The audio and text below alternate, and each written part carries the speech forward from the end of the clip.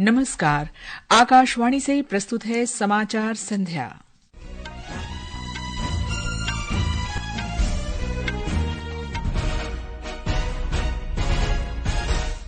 राजनयिक गतिरोध बढ़ने के कारण भारत ने कनाडा से अपने उच्चायुक्त और अन्य राजनयिकों को वापस बुलाया। कहा, भारत को अपने राजनयिकों की सुरक्षा को लेकर कनाडा सरकार पर कतई भरोसा नहीं। राष्ट्रपति द्रौपदी मुर्मू ने आज अल्जीरिया के राष्ट्रपति अब्देल मजीद तेबौन के साथ अल्जीयर्स में द्विपक्षीय वार्ता की।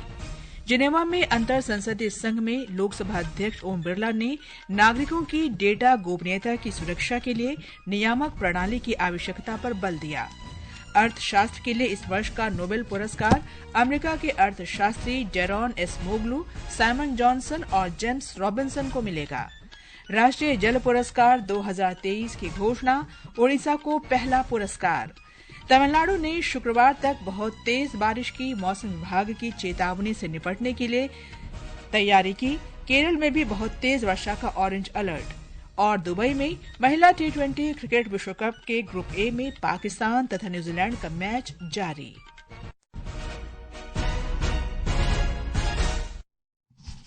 समाचार संध्या के साथ मैं कनकलता। भारत ने कनाडा में अपने उच्चायुक्त और अन्य राजनयिकों तथा अधिकारियों को वापस बुलाने का फैसला किया है। सरकार ने कहा है कि भारत को अपने राजनयिकों की सुरक्षा करने की कनाडा सरकार की प्रतिबद्धता पर कोई भरोसा नहीं है। इस बीच कनाडा के प्रभारी डेफेयर को आज शाम नई दिल्ली में विदेश मंत्रालय में बुलाया गया था।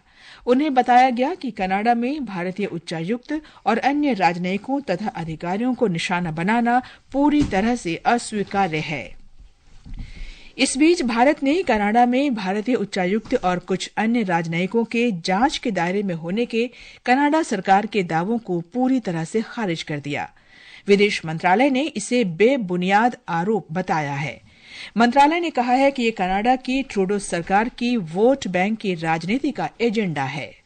विदेश मंत्रालय ने कहा है कि कनाडा की ट्रूडो सरकार की वोट बैंक की राजनीति का एजेंडा है। कनाडा के प्रधानमंत्री जस्टिन ट्रूडो ने पिछले वर्ष सितंबर में भी भारत पर कुछ आरोप लगाए थे। भारत की ओर से लगातार सबूत मांगे जाने के बावजूद कनाडा सरकार ने इसका कोई जवाब नहीं दिया था। कनाडा सरकार के नए आरोप भी पिछले आरोप के जैसे ही बिना सबूत के लगाए गए हैं। मंत्रालय ने कहा कि जांच के बहाने राजनीतिक लाभ के लिए भारत को बदनाम करने की साजिश रची जा रही है। ट्रूडो सरकार ने कनाडा में भारतीय राजनयिकों को परेशान करने, धमकाने और डराने वाले हिंसक चरमपंथियों और आतंकवादियों को बढ़ावा दिया है। मंत्रालय ने कहा कि कनाडा ने अवैध रूप से देश में प्रवेश करने वाले कुछ व्यक्तियों को नागरिकता देने में बहुत तेजी दिखाई है। वहीं दूसरी ओर वहां रहने वाले आतंकवादियों और संगठित अपराध करने वाले सरगनाओं के संबंध में भारत सरकार के प्रत्यर्पण अनुरोधों को नजरअंदाज कर दिया गया है। विदेश मंत्रालय ने कहा कि कनाडा में भारतीय उच्चायुक्त संजय कुमार वर्मा का 36 वर्ष का प्रतिष्ठित करियर रहा है और वो वरिष्ठ राजनयिकों में एक हैं।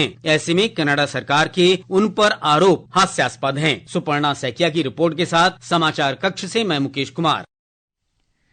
विदेश मंत्री डॉक्टर एस जयशंकर ने आज दिल्ली में ई-माइग्रेट V2 वेब पोर्टल और मोबाइल ऐप का उद्घाटन किया। ये प्रवासी भारतीयों के लिए सुरक्षित और वैध नियुक्ति के मार्ग को बढ़ावा देता है। एक रिपोर्ट।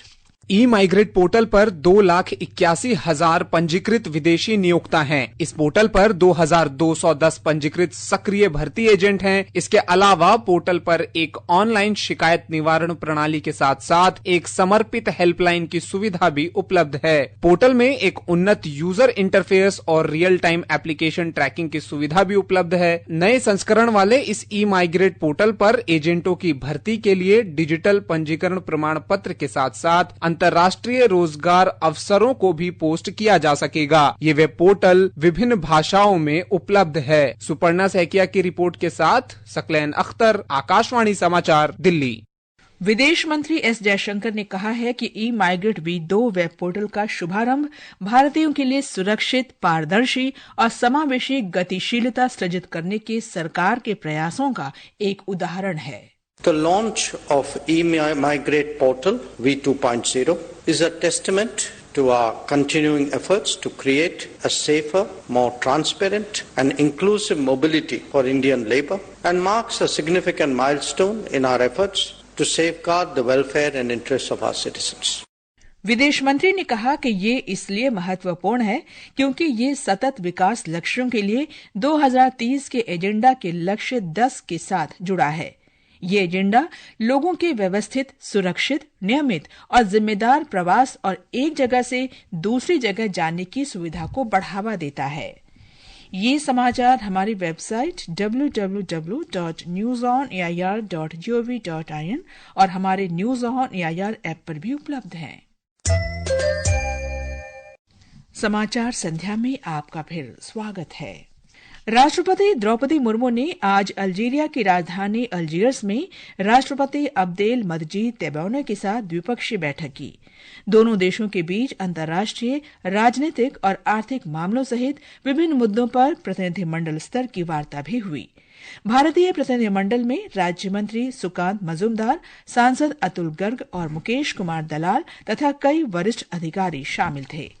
अल्जीरिया यात्रा के अंतिम दिन कल राष्ट्रपति द्रौपदी मुर्मू कई कार्यक्रमों में हिस्सा लेंगी। वे सिदी अब्दुल्ला विश्वविद्यालय में छात्रों को संबोधित करेंगी और रोमन साम्राज्य के अवशेष देखने जाएंगी। इसके बाद वे 16 अक्टूबर को मॉरिटानिया का दौरा करेंगी। 17 और 19 अक्टूबर को वे मलावी जाएंगी। राष्ट्रपति द्रौपदी मुर्मू ने द्विपक्षीय और प्रतिनिधि मंडल स्तर की वार्ता के बाद संयुक्त प्रेस वार्ता को संबोधित करते हुए कहा कि उन्हें अल्जीरिया की यात्रा करने वाली भारत की पहली राष्ट्रपति होने पर गर्व है। उन्होंने कहा कि भारत और अल्जीरिया के बीच बहुत अच्छे संबंध है। राष्ट्रपति ने कहा कि दोनों देशों ने विभिन्न मुद्दों पर चर्चा की। भारत और अल्जीरिया निवेश और व्यापार बढ़ाने के लिए दृढ़ता से प्रतिबद्ध है। मीडिया को संबोधित करते हुए अल्जीरियाई राष्ट्रपति अब्देल मजीद ने कहा कि भारत और अल्जीरिया के बीच बहुत सौहार्दपूर्ण ऐतिहासिक संबंध है। राष्ट्रपति मजीद ने आगे कहा कि बैठकों में विभिन्न मुद्दों के साथ साथ मध्य पूर्व, लेबनान, यूक्रेन, इजराइल आदि जैसे क्षेत्रीय और अंतर्राष्ट्रीय मुद्दों पर भी चर्चा हुई। अल्जीरियाई राष्ट्रपति ने कहा कि भारत और अल्जीरिया क्षेत्रों में शांति को बढ़ावा देने के लिए प्रतिबद्ध है। राष्ट्रपति द्रौपदी आज शाम को अल्जीरिया भारत आर्थिक मंच को भी संबोधित करेंगी। मयूषा की रिपोर्ट के साथ समाचार कक्ष से नेहा गोस्वामी। लोकसभा अध्यक्ष ओम बिरला ने कहा है कि भारत सदैव बहुलतावाद का समर्थक रहा है। विज्ञान, प्रौद्योगिकी और नवाचार के क्षेत्र में विभिन्न देशों के सांसदों के बीच संवाद और सहयोग में सबकी भलाई निहित है। उन्होंने अधिक शांतिपूर्ण और टिकाऊ भविष्य के लिए विज्ञान, प्रौद्योगिकी और नवाचार का उपयोग विषय पर जिनेवा में अंतर संसदीय संघ की 149वीं बैठक IPU को संबोधित करते हुए ये बात कही। भारत ने स्टार्टअप ऑफ इंडिया के तहत नवाचारों, टेक्नोलॉजी व उद्यमिता को विशेष प्रोत्साहन दिया है। 118 यूनिकॉर्न के साथ भारत विश्व का तीसरा सबसे बड़ा स्टार्टअप यूनिकॉर्न राष्ट्र बन चुका है। प्रौद्योगिकी के क्षेत्र के लिए एक सक्षम नियामक प्रणाली की आवश्यकता और नागरिकों की डेटा गोपनीयता की सुरक्षा पर जोर देते हुए लोकसभा अध्यक्ष ने कहा कि IPU जैसे मंच के माध्यम से सांसद साझा कार्य योजनाओं और संयुक्त प्रयासों से विश्व में समावेशी विकास का मार्ग प्रशस्त कर सकेंगे। हरियाणा की नई सरकार का शपथ ग्रहण समारोह 17 अक्टूबर को पंचकुला में होगा। समारोह में प्रधानमंत्री नरेंद्र मोदी भी शामिल होंगे। भाजपा के राष्ट्रीय महासचिव तरुण चुग ने हरियाणा में तीसरी बार भारतीय जनता पार्टी की सरकार बनने का श्रेय हरियाणा वासियों और प्रधानमंत्री नरेंद्र मोदी की नीतियों को दिया। सरकार लाने के पीछे हरियाणा की जनता का आशीर्वाद है। प्रधानमंत्री मोदी जी के गरीबों के लिए किए गए 10 वर्षों के काम है। प्रधानमंत्री मोदी जी ने अन्नदाता, किसान, युवा, महिला और गरीब के लिए जो नीतियां बनाई हैं, आज उसका कहीं मैच नहीं। सड़क परिवहन और राजमार्ग मंत्री नितिन गडकरी ने कहा है कि देश भर में इथेनॉल जैव ईंधन के 400 पंप स्थापित किए जा रहे हैं। श्री गडकरी ने आज नई दिल्ली में भारतीय उद्योग परिसंघ के जैव ऊर्जा शिखर सम्मेलन को संबोधित किया। उन्होंने कहा कि 3 ऑटोमोबाइल कंपनियां जल्द ही फ्लेक्स इंजन वाले वाहन बाजार में लाएंगी। श्री गडकरी ने CNG, एथेनॉल और मीथेन जैसे जैव ईंधन के लिए अपशिष्ट पृथक्करण की आवश्यकता पर भी बल दिया।